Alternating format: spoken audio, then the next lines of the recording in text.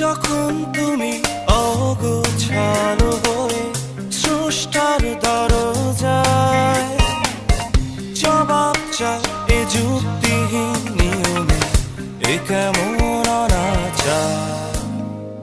যখন তুমি অভিমানী হয়ে অসহায়েরই মতো ভাবো জীবন ছেড়ে চলে গেলে বুঝি সমাধান হতো, তখন মেঘেরা